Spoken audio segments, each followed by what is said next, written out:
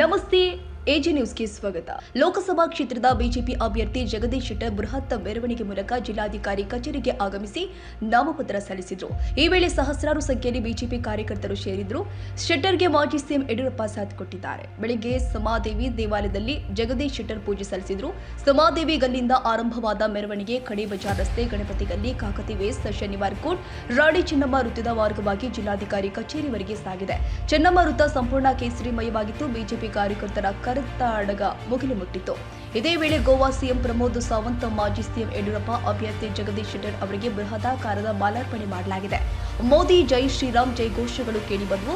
Goa CM Pramod Sawant, ಶಾಸಕ ಅಭಯ್ ಪಾಟೀಲ್, ಸಂಸದೆ ಮಂಗಳ ಅಂಗಡಿ, ರಾಜ್ಯಸಭಾ ಸದಸ್ಯ ಈರಣ್ಣ ಕಡಾಡಿ, ಬಾಲಚಂದ್ರ ಜಾರಕಿಹೊಳಿ, ದುರ್ಯೋಧನ ಐಹೊಳೆ, ವಿಧಾನ ಪರಿಷತ್ ಸದಸ್ಯ ಹನುಮಂತ ನಿರಾಣಿ, ಮಾಜಿ ಶಾಸಕ ಅನಿಲ್ ಬೆನಕೆ, ಮಾಜಿ ಸಚಿವ ಮುರುಗೇಶ್ ನಿರಾಣಿ, ರಾಜ್ಯಸಭಾ ಮಾಜಿ ಸದಸ್ಯ ಪ್ರಭಾಕರ್ ಕೋರಿಸಿರಿ ಮತ್ತಿತರ ನಾಯಕರು ಶೆಟ್ಟರ್ಗೆ ಸಾಥ್ ಕೊಟ್ಟಿದ್ದಾರೆ.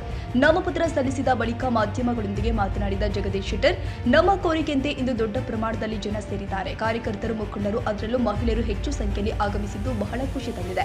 ಅಲ್ಲದೆ ಇದು ಬಿಜೆಪಿ ಮತ್ತೆ ಅಧಿಕಾರಕ್ಕೆ ಬರಬೇಕು, ಮೋದಿ 3ನೇ ಬಾರಿಗೆ ಪ್ರಧಾನಿಯಾಗಬೇಕು, ಬೆಳಗಾವಿ ಲೋಕಸಭೆಯಿಂದ ಬಿಜೆಪಿಯನ್ನ ಹೆಚ್ಚು ಮತಗಳ ಅಂತರದಿಂದ ಗೆಲ್ಲಿಸಬೇಕೆಂಬ ನಮ್ಮ ಕಾರ್ಯಕರ್ತರಿಗೆ ಇರುವ ಬದ್ಧತೆ ಸ್ಫೂರ್ತಿ ತೋರಿಸುತ್ತೆ ಎಂದರು.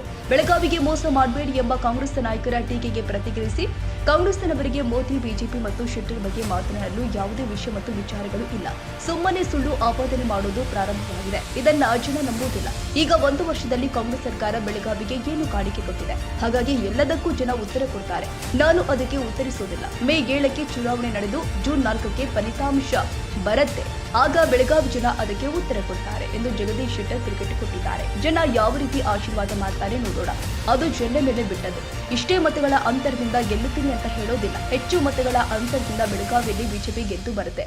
ದೇಶದ ಸುಭದ್ರತೆ ದೃಷ್ಟಿಯಿಂದ ಮುಂದಿನ ಪ್ರಧಾನಿ ಯಾರು ಆದರೆ ಯೋಗ್ಯ ಎಂಬುದು ನಿರ್ಧರಿಸುವ ಚುನಾವಣೆ ಇದಾಗಿದೆ. ಜಾತಿ ಗ್ರೇಡ್ ಯಾವುದೂ ಪರಿಣಾಮ ಬೀರುವುದಿಲ್ಲ. ಜಾತಿ ಮೀರಿ ಚುನಾವಣೆ ನಡೆಯಲಿದೆ ಎಂದು ಜಗದೀಶ್ ಶೆಟ್ಟರ್ ವಿಶ್ವಾಸ ವ್ಯಕ್ತಪಡಿಸಿದ್ದಾರೆ. ಲೋಕಸಭಾ ಚುನಾವಣೆ ಬಳಿಕ ಕಾಂಗ್ರೆಸ್ ಸರ್ಕಾರ ಪತನ ಆಗುತ್ತೆ ಎಂಬ ಆರೋಪಕ್ಕೆ ಗುಬ್ಬಿ ಕ್ಷೇತ್ರದ ಕಾಂಗ್ರೆಸ್ ಶಾಸಕರು ಹೇಳಿದ್ದಾರೆ. ಈಗ ಆಪರೇಷನ್ ಕಮಲ ಮಾಡುವ ಅವಶ್ಯಕತೆ ಇಲ್ಲ. ಅವರಲ್ಲಿ ಒಳಬೇಗುದಿ ಇದೆ. ಶಾಸಕರು ಬೇಜಾರು ಮತ್ತು ಅಸಮಾಧಾನಗೊಂಡಿದ್ದಾರೆ. 1 ವರ್ಷದಲ್ಲಿ ಯಾವುದೇ ಹೊಸ ಯೋಜನೆ, ಕೆಲಸ, ಅಭಿವೃದ್ಧಿ ಕೆಲಸಗಳು ಇಲ್ಲ. ಎಲ್ಲ ಕೆಲಸಗಳು ಸ್ಥಗಿತಗೊಂಡಿದೆ. ಈ ಹಿನ್ನೆಲೆ ಕೈ ಶಾಸಕರ ಒಳಬೇಗುದಿ ಯಾವಾಗ ಸ್ಫೋಟವಾಗುತ್ತೆ ಗೊತ್ತಿಲ್ಲ ಎಂದರು.